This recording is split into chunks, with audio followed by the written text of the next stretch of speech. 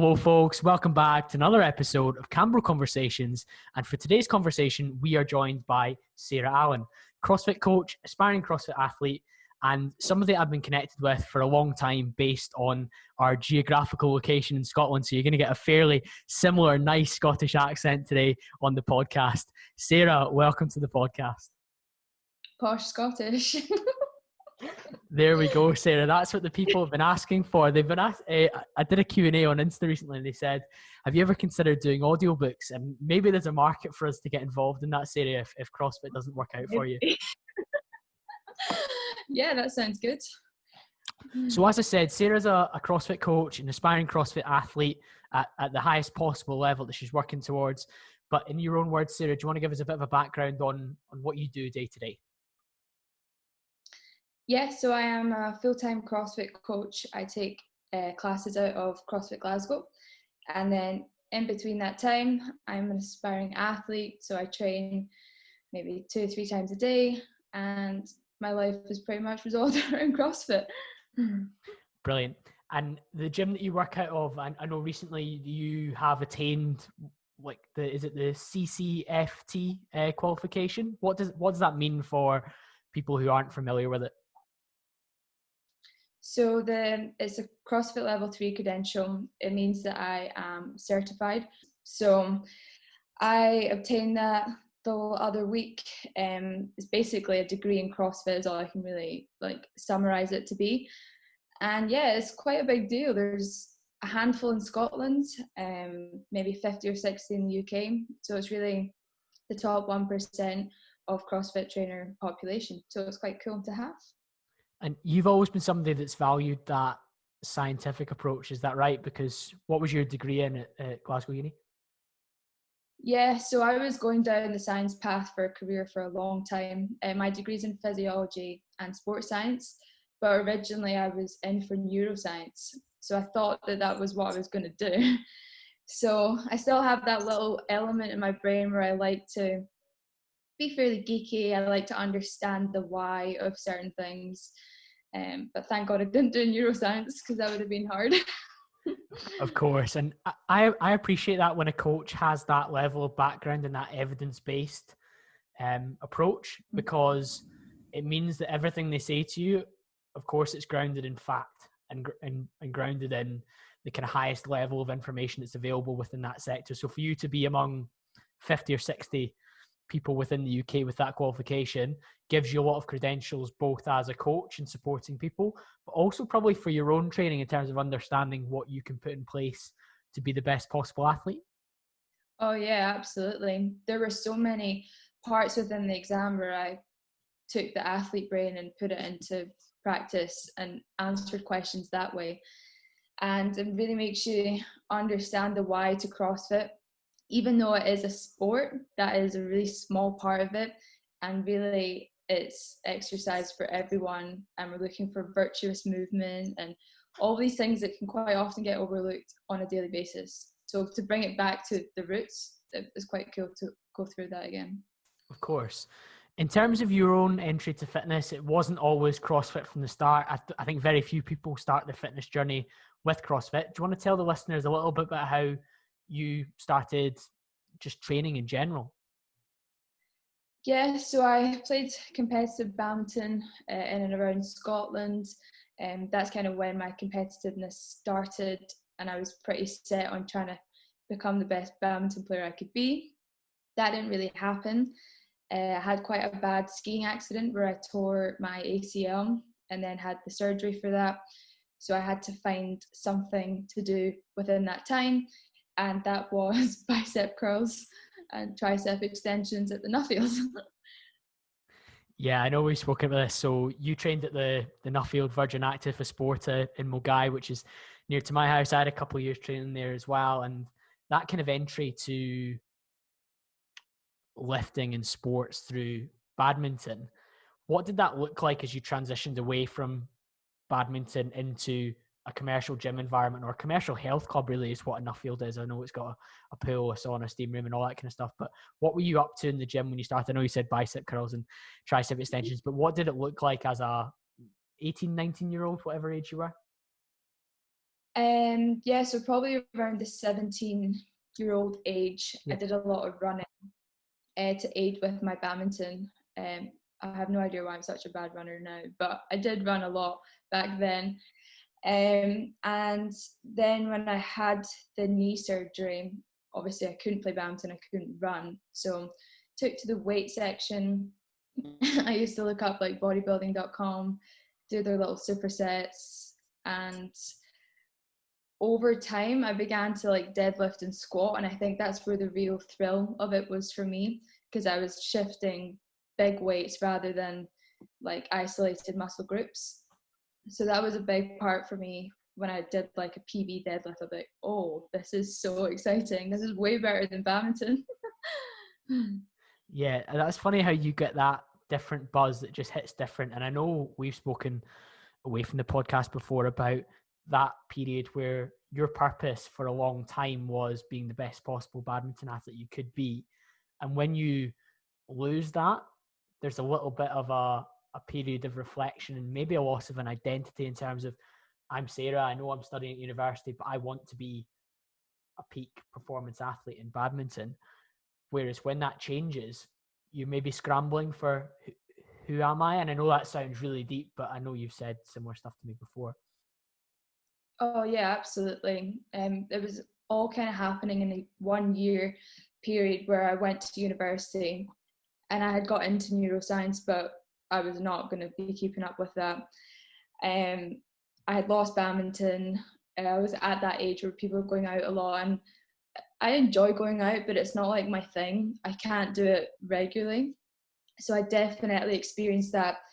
So I filled that gap with lots of exercise sessions, and I felt like an athlete again. So I'd run in my lunch break, and then I'd go to the gym at night. Even in crutches, it still just gave me something. So yeah, absolutely, it was a loss of identity, and that immediately stopped as soon as I walked into the CrossFit gym.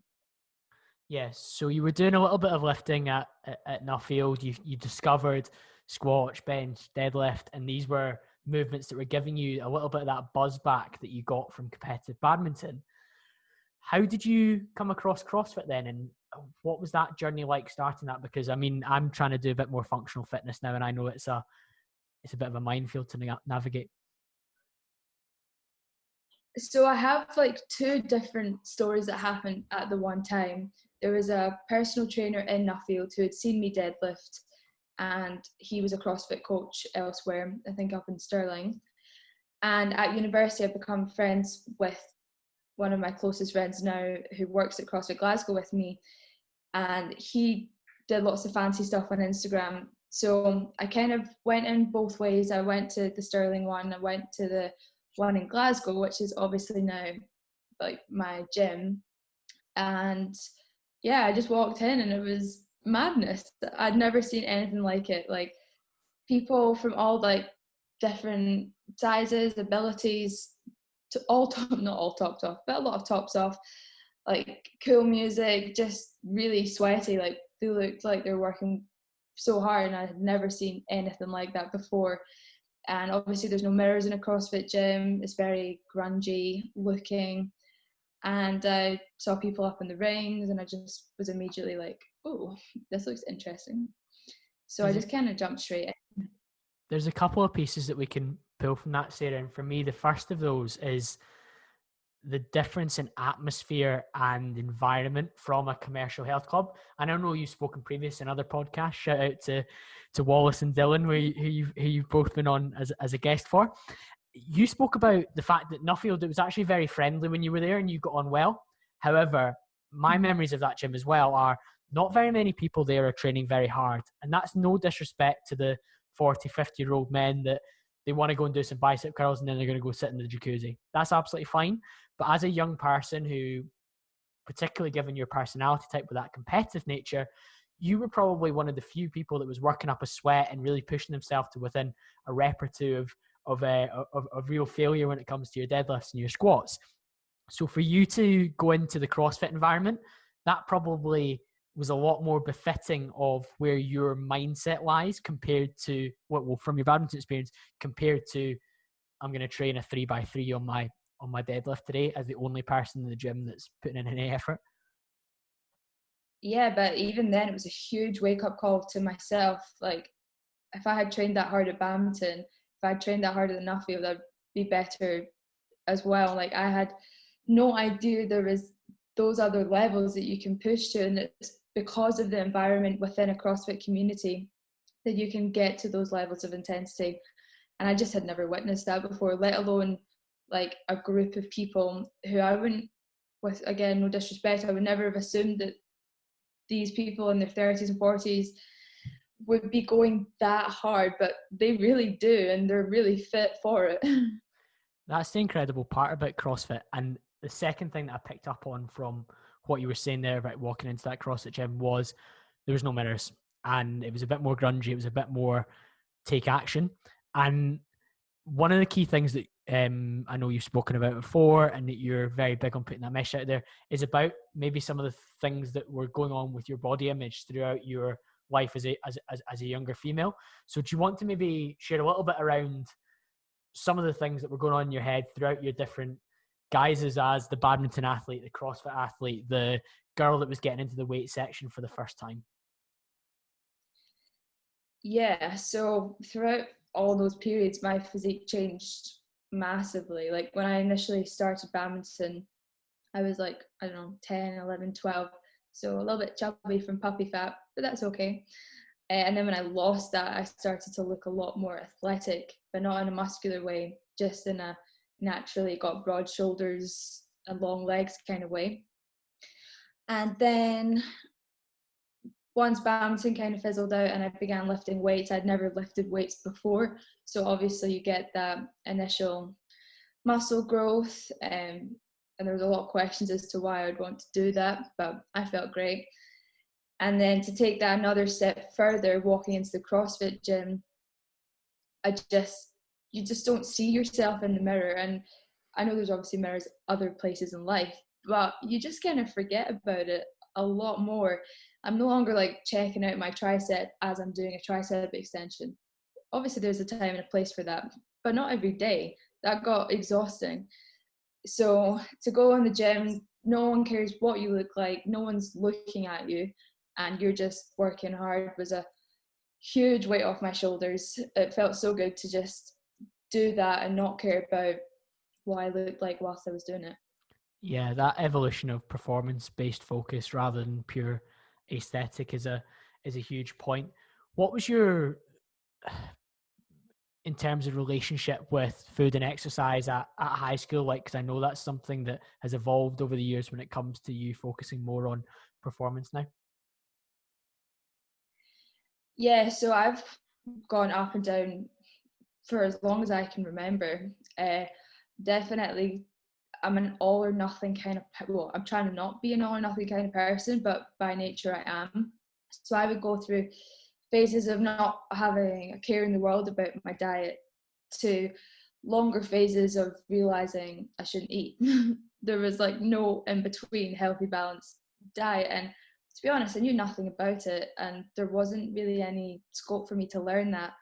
Definitely should maybe be taught in school, but I went through a few different phases where I kind of lost a lot of weight, gained weight, lost a lot of weight, gained weight. So to be honest, even now, sometimes I don't even know what I look like. Like, it's really difficult for me to not have these other images in my head from maybe a year ago or maybe a few weeks ago, because it can change that often. So it definitely helped my relationship with that, and I was all for eating so that I could do well in the gym and so that I could lift heavier. That was the biggest revolution for me. And then from there, it's evolved, and it's still a thing, but it's a way better controlled, manageable thing than it ever was beforehand. Yeah, one of the things that you and I have spoken about before is at school there was that quest to be skinny, and it wasn't skinny to be athletic and perform at badminton. And I know we joked about you would have nothing for lunch apart from an apple, and you would wonder why I can't run around this court at 5 o'clock at night because I'm just not feeling myself. And Yeah. for you to go from that challenge, and something that I'm sure a lot of males and females are listening to this can relate to, in terms of not understanding energy balance and the fact that you're exercising more and expending more, you need to fuel yourself. There needs to be food coming in to drive yourself forward and put yourself in the best possible position. And for you to now do a sport that is primarily focused on what your output is with respect to the weights, the time, the quality of your execution, everything like that, that all forms the part of this sport where you're looking to compete at the highest level, sounds like a really good fit when it comes to what you're wanting from life, but also what's going on in those top 3 inches of your head. Yeah, absolutely. Even within my CrossFit time, I've gone through peaks and troughs, but maybe in the last few years or so, I know what I need to get through my day. It might not look like someone else's day, but I know what I need at different points. I know that food quality is so important to recover. Otherwise, I immediately feel sore even just thinking about it. So I've learned the hard way, but I've definitely learned how to manage myself now and how to implement nutrition for health, but also nutrition for performance, and how to make myself feel better and look the way I want to look whilst doing that.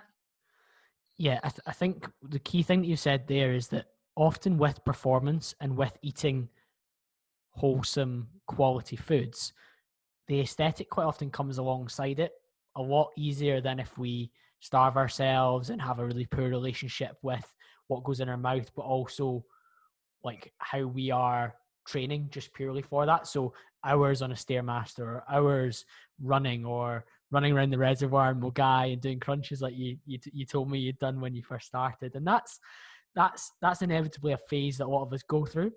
But one of the things that you said earlier on was, wouldn't it be beneficial potentially for people to learn about energy balance sooner in life than probably by the time that you were maybe 5-6 months into CrossFit? Yeah, for sure. Like sometimes I think back to 15-year-old Sarah when I wanted to be really good at badminton, but I wasn't where I wanted to be. And I was eating apple for lunch and then Rice Krispies at night because I was so hungry. Like I wish I had known from a strength and conditioning perspective as well. I didn't really get that with badminton. It was all sport specific. But people at like young girls and boys at that age, I think they're more than capable of understanding energy balance, and it's not going to be detrimental. It could actually really help someone out. Yeah, for you to eat appropriately, you probably left gains in performance on the table when it came to your badminton, and that's, I know, a bit of a regret for you, because when you consider the focus and the energy that you now bring to CrossFit, and spoiler alert for anyone listening, your ambition is to compete at the very highest level in terms of the CrossFit Games and be a world-renowned athlete in that space.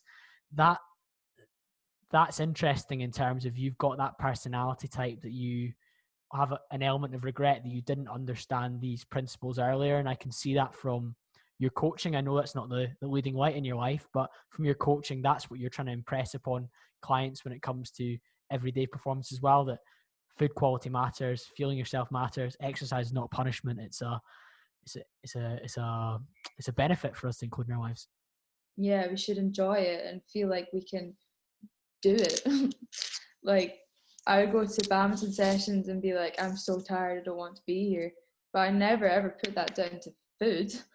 But now on reflection, I'm like, no wonder. Like that's insane. If I did that now, I wouldn't even, I don't know, I'd be hangry as fuck for sure. Exactly. So we said that you'd lost your purpose with badminton. You started to find it again with CrossFit. What is that purpose now? And like, you can speak, as I know you speak really passionately about this, so tell the listeners a wee bit about where your goals sit within CrossFit and what kind of role your business plays within that as well. So I'm definitely trying to become the best athlete that I can become. Hopefully that looks like the full thing where I can one day compete at the games, whether that's 5, 6, 7 years down the line. It's something that I'll definitely strive towards. But like we've spoken about before, it's that not using the potential, and I don't want to let it slip. I'm not ready to let that slip. I'm only 24, So I like to think I've got at least 6 or 7 years in me to try and do this athlete thing. Yeah, the word potential that you used when we spoke before and you've just used there, that's something that drives me as well in terms, and it's not in the athletic space in terms of competing at a professional level or a world-class level, but it's just potential in everyday life. Like it worries me that I don't achieve what my potential is. And when you've spoken about before, it just really hit home with me in terms of, you know, that you've got a lot to give.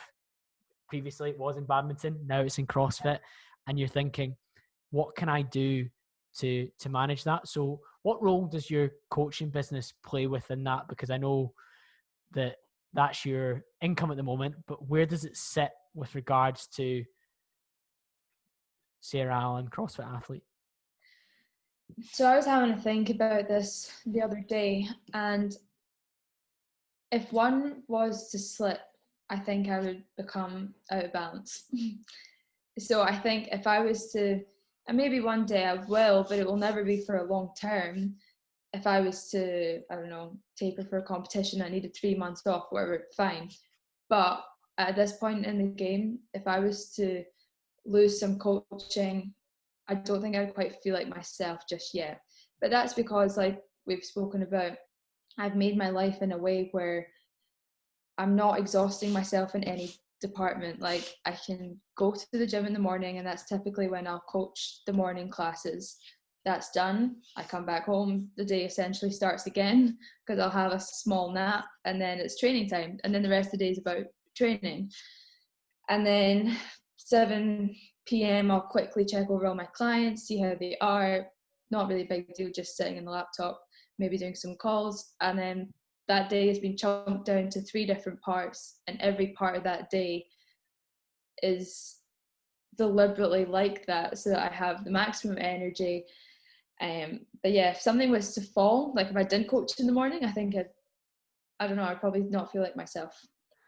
That's something that I was really wondering what you would say with respect to that, because I know that you've designed your life to meet these 3 chunks, I suppose, and that is face-to-face online, face-to-face classes, athletic training, and being your best self, and then the third part being your online business with regards to is it fuel focused nutrition?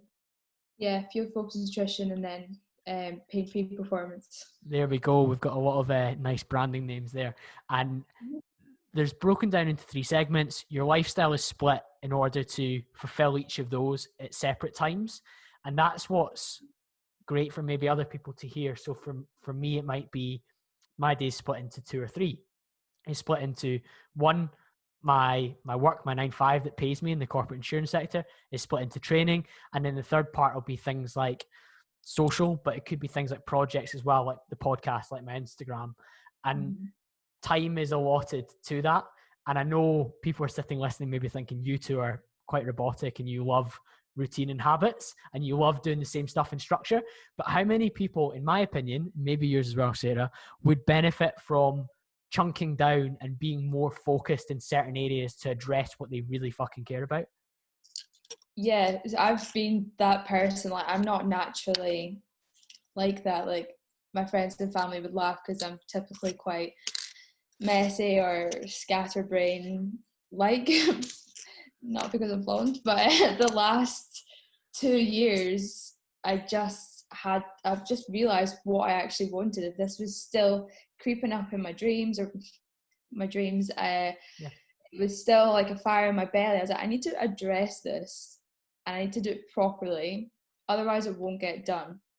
So I'm very fortunate with my coaching job at CrossFit Glasgow and how flexible I am with that.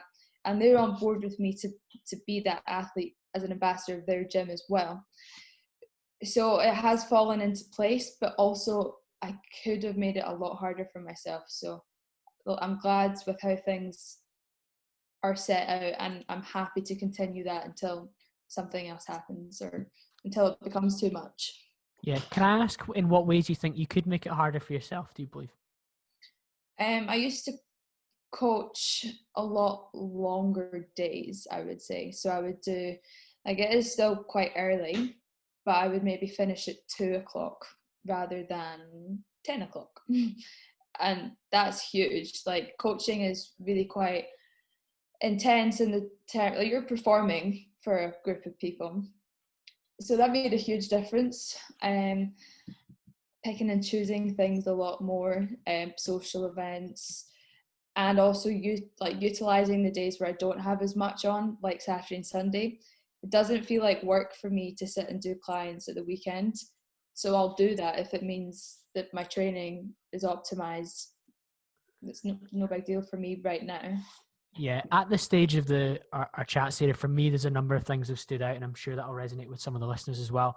The first of those is you found different sports throughout your life and different things throughout your life which have addressed maybe some of the things we spoke about around relationship with food and exercise. So the first of those was the competitive nature of badminton. You then channeled that in the competitive nature of CrossFit. And then the second thing there is the fact that you completely have your priorities aligned in terms of, I'm going to live my life, although I'm maybe not a person that's always been structured and routined and habituated. I now am, because for the last 2 years I've been maximizing, and we're going to use that P word, potential, because I'm scared about not reaching that. One of the things that you and I both have spoken about before is with regards to being naturally gifted for CrossFit. And that's something, in your opinion, that you're not. Can you explain that a little bit to the people listening? I don't think I'm naturally gifted at anything. So, like, and to say people are, I understand that success typically happens from being talented, but also hardworking. Like, that's the perfect equation. But in terms of badminton, like, I was all right at some parts, not so good at other parts. I couldn't just perform. I had to overthink it, or I thought I had to overthink it. In terms of academics, I'm not always with it. So to get what I got to get into Glasgow Uni, I used to pull like 16-hour days in 5th year. So I can grind when I know I want the thing. So for CrossFit, I mean, I don't know why I think that, but I'm just that person that I feel I need to put in more work. I don't know if that's true or not, but I just feel like I need to overwork. Yeah, that's maybe your personality type to an extent, but equally I know that there's certain areas of CrossFit that come not easy to you, but more easy than others. So for example, the barbell work, you're extremely strong. Like, your deadlift's an incredible skill of yours in terms of that. And what competition was it that you didn't really train for? Was it powerlifting?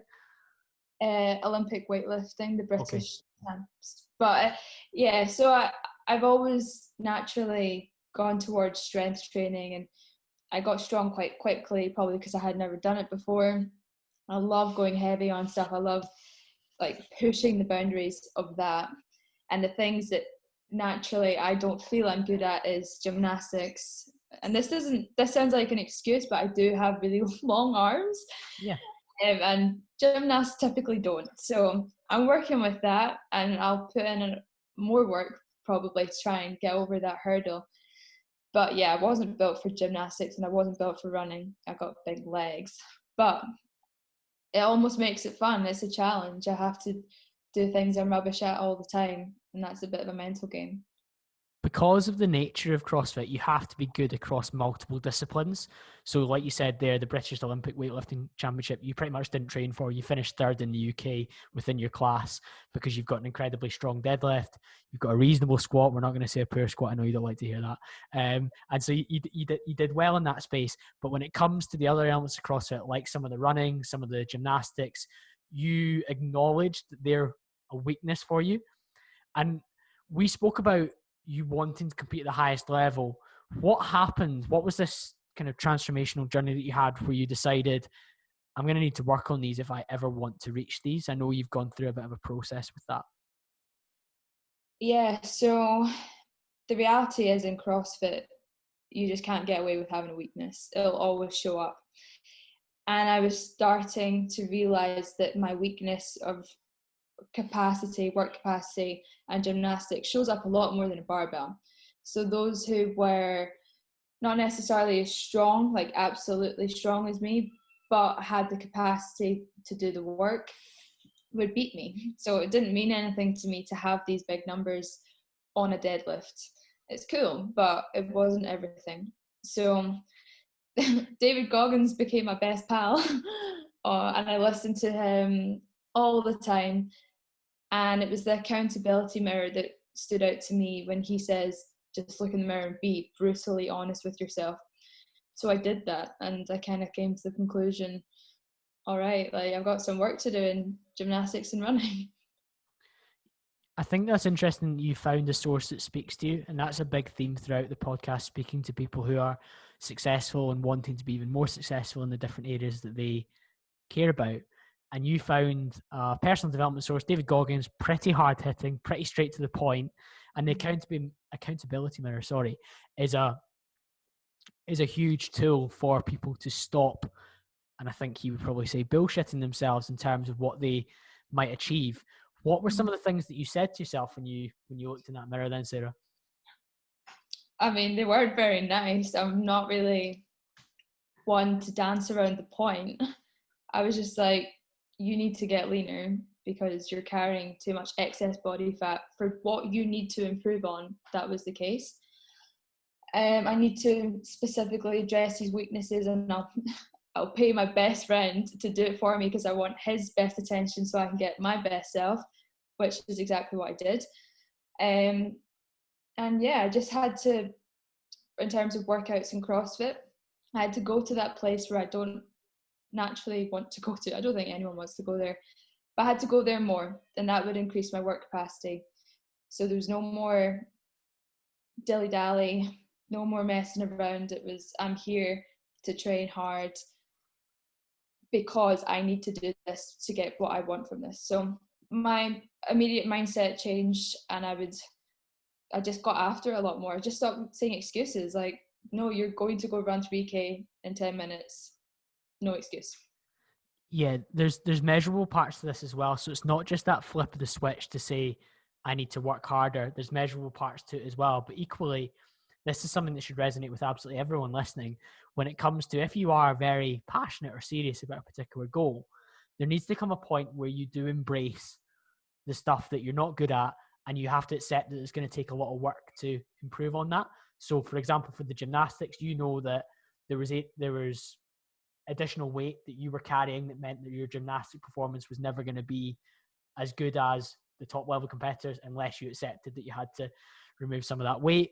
You had to run probably more often and harder in order to get your 3K in 10 minutes or whatever the what was the time? What was the time? I have no idea about running, so I'm just guessing here.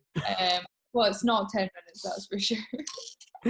I don't know. I think a 5K, like a good 5K for a guy is like 20 minutes or something like that, I think. So I don't know what 3K is. But that's where you have to accept that there's things going on that you need to kind of dive right into. And you did that with both your running and your gymnastics when it came to those being highlighted areas of weakness. What did that process look like, and where did it lead to?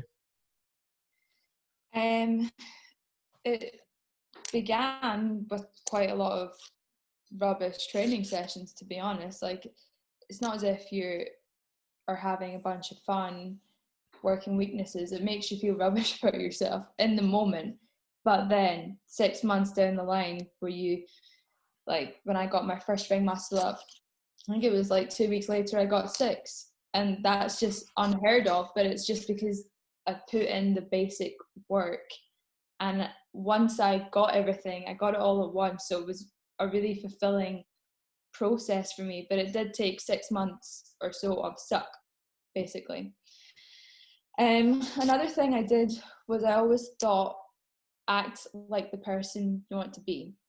So like my favorite CrossFit athletes, so like Katrin Davis-Daughter, Brooke Wells, I started saying to myself, I wouldn't say this out loud, but like, oh, what would they be doing? How would they approach this? What would a professional athlete say to this? How would they feel? And that actually really helped. Whenever I'm struggling, I go back to that, because it really does kind of cut a lot of rubbish out, and it just allows you to have that focus when you're training. I love both of those points. The first of those with respect to accepting that the sessions that you do initially, they feel awkward, they feel unfulfilling, you feel like you've not achieved. But, and again, the listeners are going to laugh, that compounding interest of 6 months of making yourself really fucking uncomfortable regularly paid off. And then, like you say, you did one ring muscle up 1 week, 2 weeks later, you've knocked out 6.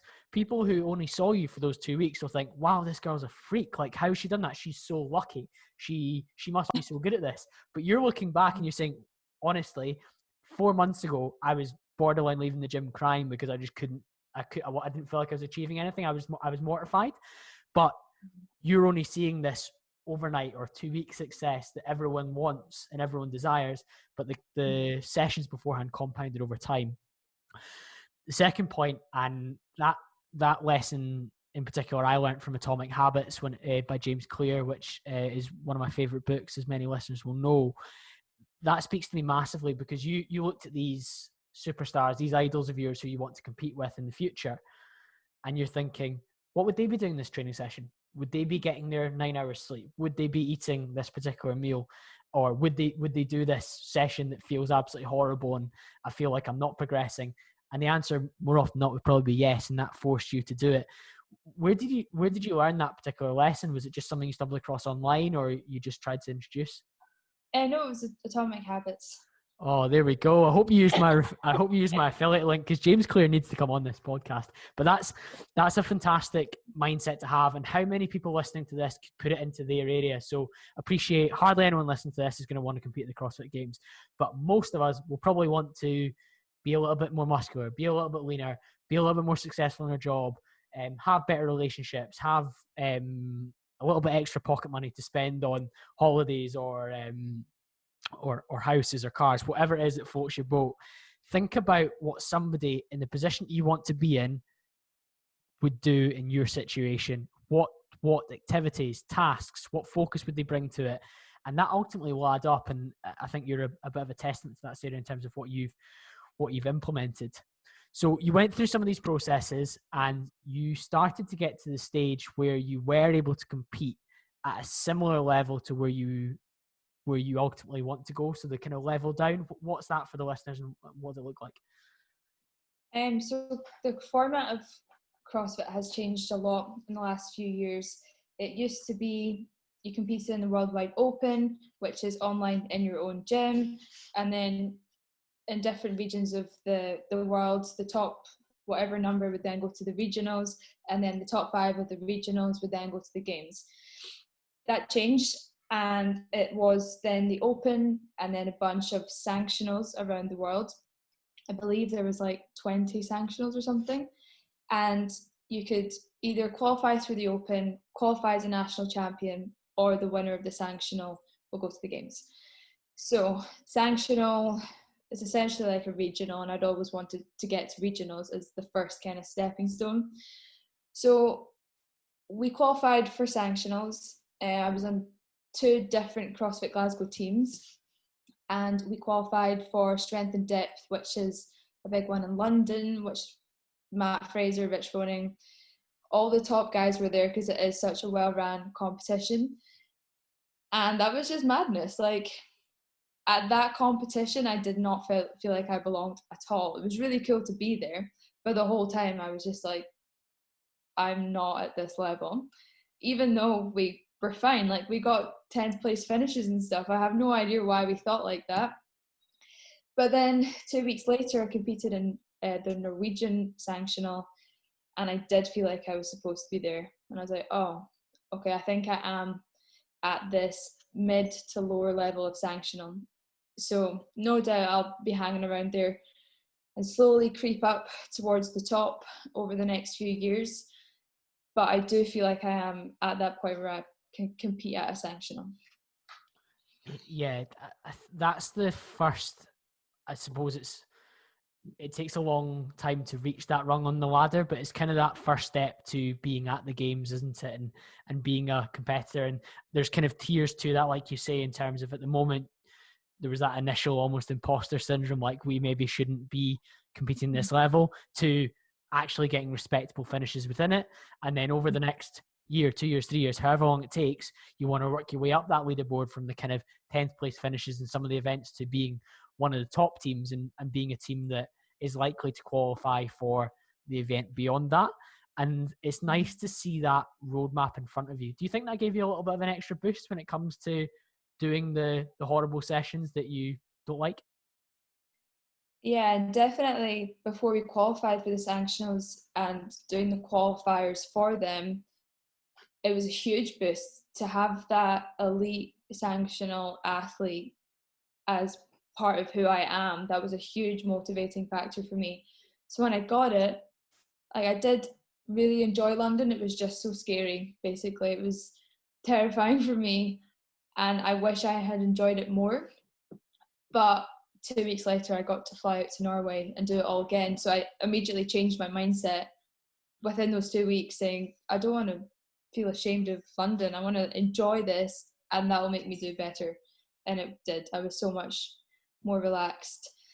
There's a lot of athletes now who don't even make the games, but they linger around the sanctional level, and they're really well known. And I'm not saying that I wouldn't ever want to achieve the games, but if I didn't and I was able to compete at sanctional level for a long period of time, I think I'd be equally satisfied with that, as in like a 7-8 year competitor.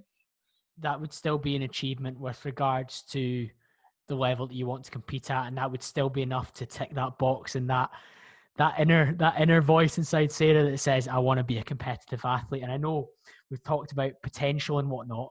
Equally, we don't know what our potential is. Your potential might be to win the CrossFit Games. It might be to compete for 5 or 6 years at Sanctionals. It might be to, I don't know, whatever the record might be in CrossFit for a particular event. You might have that in the locker, but you don't know that unless you do everything in your power to get there. And I guess David Goggins would be telling you to do that. Yeah, absolutely. But the other side of it is getting too caught up on a specific number of a specific year, whatever. I don't think that's good or productive for anyone's sake.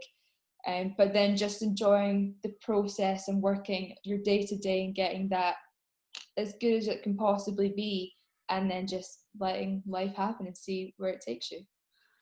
Again, you say that in such a relaxed way, but if we think about that from a kind of social media inspirational guru vibe, you've got this massive outcome-based goal to compete at the best possible level that you, Sarah Allan, as an athlete are capable of and your potential is.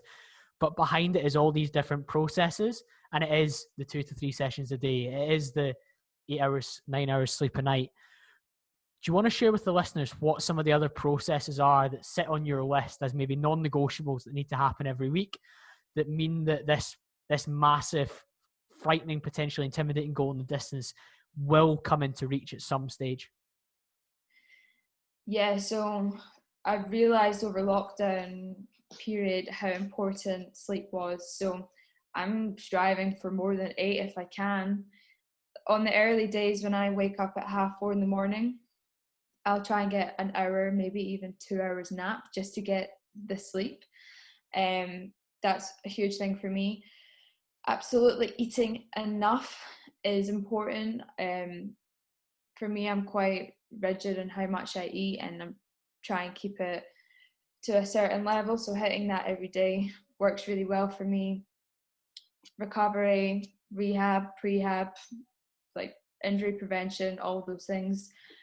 And yeah, the daily grind is hurting, like getting uncomfortable and being okay with getting uncomfortable when you don't want to. It's funny that last one that you mentioned there, in terms of like accepting uncomfortability or accepting some challenging situations, forms part of the process, because a lot of people would maybe leave it there in terms of my non-negotiables are number of hours sleep, number of training sessions per week, calorie goal for the day, quality nutrition, that kind of stuff. But within yours is part of my process is to be a little bit uncomfortable. Does that come mostly from the self-development sources like Goggins, like Atomic Habits, or does that come from somewhere else? It comes largely from the CrossFit methodology of intensity yields results. So as a competitive CrossFit athlete, the day and the training day doesn't look like traditional CrossFit. There's a lot of elements in there, but the workout of the day, like, you got to go for it. That intensity is what makes people healthier. It's what elicits neuroendocrine responses. It's the part of fitness that, fair enough, not every day you can push it, but for that day you have to push it as hard as you can. And yeah, that's something that it's challenging, and it's, even if your sleep's right, your food's right, everything's bang on, it doesn't mean you're in the mood to do it. Like, that very rarely happens, I would say, where everything is perfect. So you just got to do it in whatever circumstance you're in for that day. Of course, you've got those boxes that you tick as a minimum to put yourself in the best possible position to do it, but equally there needs to be that switch inside your head that you need to flick. One of the last things I wanted to ask you, Sarah, is we've name dropped a few self-development sources that have directly impacted you from a lifestyle perspective and from a perspective of performance. Is there anything else that you tune into that you think has helped you with respect to how you see yourself, how you behave?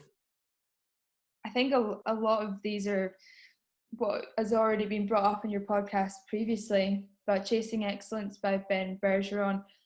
Not even just his book, but I listen to his podcast. He does a weekly podcast, and Catherine Davis-Daughter's book's written in a very similar way, where every so often I'll just refresh myself on some of their theories, and it kind of gives me a little boost.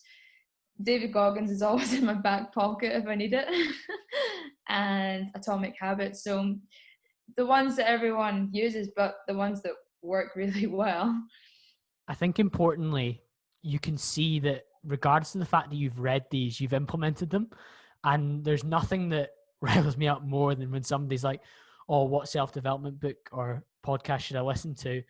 And maybe they take it away and they use it, but then you never see them implement any aspects of it. Whereas you can directly see that you've taken not a massive number of sources. You've not necessarily got a scattergun approach. You've gone honed in on 3, 4, 5 sources. You rinse and repeat. You've actually listened to Goggins, 2 or 3 times now. So it's certainly been drummed in. And rather than being like, oh, bragging about reading 15, 20 books on self-development, you've been like, well, actually, I read Atomic Habits, and one of the driving forces behind me is that I think about what a successful person in my field would do, and I do it. And that's enough to justify the spend on that book from Amazon. Yeah, it's a lot of the analogies in each of these books were related to. That's literally been enough for me to be like, oh, I want to do this right now. Like, I need to implement this right now because he's talking about my situation or whatever it is. And I'm not a big reader, to be honest, and I got what I needed from those books. I reused them. There's probably a lot more from Atomic Habits that I could use as well. And that's one of the first things that I picked up on. So yeah, I mean, I'm open to doing more, but those ones have been really helpful just because I related to them almost immediately. I think that's the important part. You related to them, you've implemented them. It's not necessarily a game of, oh, I can read as many as anyone else in the world, but if you implement none of them, then it's all for nothing. I think we've covered a huge amount within our short chat, Sarah. We've spoken about your entry to exercise and training, the different relationships that you've had with food and training over the years, and how with your personality type, like many of us that listen to podcasts on self-development and things like that, will probably fall into that space where we do sometimes need a competitive nature to what we do. Many females in particular listening will have resonated with the fact that you're preaching a message of eat for performance and don't always worry about what's going on in the mirror, because quite often that will look after itself if you eat well while training hard. We've also spoken about your aspirations for CrossFit, your acknowledgement of weaknesses and how you've addressed that with a pretty bulletproof mindset, despite the fact that you'll probably come up against harder days. It's compounded over the period of time and end up in a really good position. The last thing left to ask you is, where's the best place for people to connect with you online? Instagram at Sarah Allan, but with 2 A's in Sarah.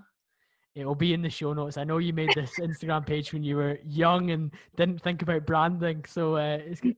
Sarah Allan is an extremely common name as well, so it's already taken. You would need to pay somebody to buy the handle, and that would not have been worth it until you get the Noku sponsorship, which I know we're working on. James Dollar, if you're listening, help us out. Last thing to say before we log off, please take a screenshot of this, pop it in your Instagram story. If there's somebody out there that you think would resonate and benefit from this conversation, that is a performance athlete or somebody that needs to maybe accept some of the weaknesses they have and think about how they address those, then please share it with them too. And I'll be back to speak to you all again very, very soon.